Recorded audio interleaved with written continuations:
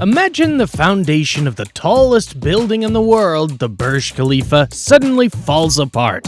Now try to imagine the end of the world, a titanic structure soaring almost 1 kilometer into the air, only to collapse. The two scenes probably look similar, at least in spirit, because of its enormous height and weight, coupled with Dubai's unforgiving desert climate that comprises shifting sand and strong winds. The effects would be devastating. However, due to advanced engineering and especially the application of technology, the foundation of the Burj Khalifa structure was known to have been designed to take the mentioned loads, not only in weight, but also other volatile forces under and around this humongous structure.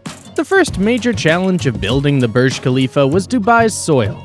New York and London, for instance, can support structures directly on the ground since it's made of a strong rock foundation compared to the Dubai ground, which mainly consists of sand and soft sedimentary rocks. Indeed, this lack of a stable base is always a problem for any structure, and especially for a skyscraper. During the construction process, when engineers bored 140 meters deep in search of firm ground to fix the structure, there was nothing they could get.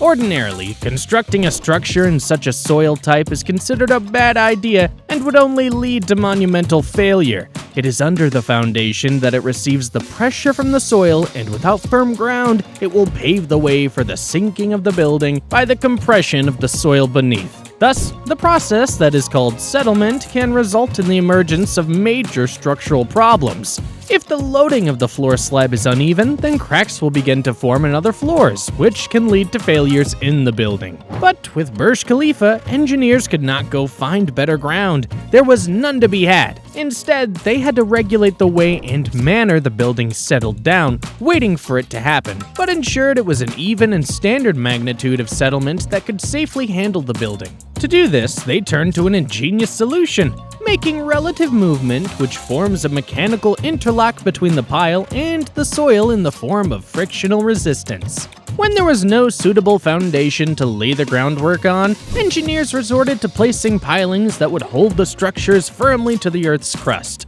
They employed pile-reinforced concrete, 192 in all, installed into the ground, measuring a 10-story building, with every story measuring 300 feet. Unlike the grains in this regard, these piles did not sit on rocks. It depended on the friction developed between the piles and the soil.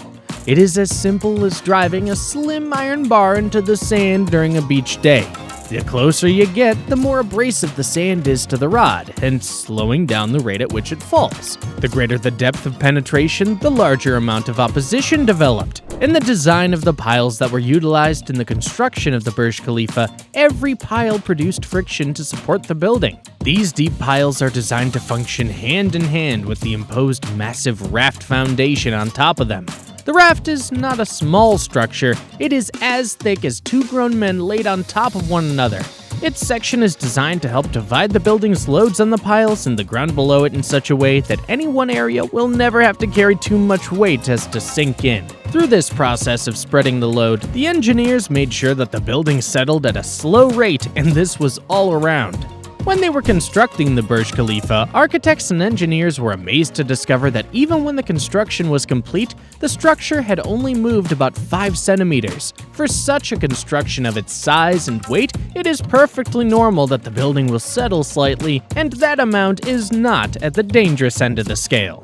If loose soil was not enough of a challenge, the scorching heat characteristic of Dubai was now an issue too.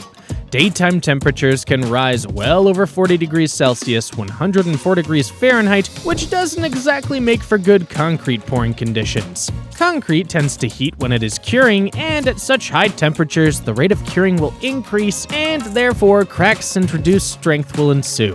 Well, how were engineers able to get around this? They intended to make good use of the night weather as a way of ensuring that they poured the concrete when the temperatures were cooler. Then, even the night temperatures was not low enough for them, and they decided to produce the concrete with ice added to the mix. It also helped to cool the concrete as it set so that it would not crack before it could harden. This creative solution enabled the engineers to keep the required strength of the foundation even when it was extremely hot. Another problem was the large amount of concrete required for the base of the building, which was solved by the following measures. Because the raft foundation has to spread the load of the building over piles, it meant that an enormous quantity of concrete was needed. To eliminate all possible complications with the curing process, 4 phases were used during concreting, and each phase took 24 hours. In a way, this methodical approach made it possible to leave no doubt that every section of the raft was constructed right, so no important structural problems would appear in due course. Of course, Burj Khalifa has to deal not only with the load provided by construction and unpredictable soil beneath it. Dubai, however, is also famous for its intense sandstorms, sometimes accompanied by winds which may reach up to 240 kilometers per hour. At this level of a building's vertical extent, pressure from the wind is quite a major factor to consider. In the wrong design, these forces are capable of swaying or even collapsing the tower. To address this, engineers undertook modifications on the piles used to support the structure with a view of improving the current design. To reduce the force acting along the Burj Khalifa tower's perimeter, they raised the number of wings or wing areas under the building's vehements. These are flights of the core structure of the building, each sticking out from the Burj Khalifa's center. This was not a spur-of-the-moment decision. It was done after several tests and assessments, and it was proven that there was a need to add more piles in these areas because it would increase the foundation's capability to counter the lateral forces resulting from strong winds. These added piles are necessary on such parts due to the great pressure that wind exerts on such buildings during sandstorms. If these piles were not arranged in this orderly manner, then the foundation could not have withstood these conditions. Due to such a thoughtful design, the Burj Khalifa can rise above some of the worst that Mother Nature has to offer on the planet. Still, there were 3 major obstacles the engineers had to fight against: weight, wind, and heat. But even more dangerous enemies started appearing all around: corrosion. The water salinity range is high in the Burj Khalifa area, therefore the structure's foundation experienced water intrusion from the Persian Gulf most of the time.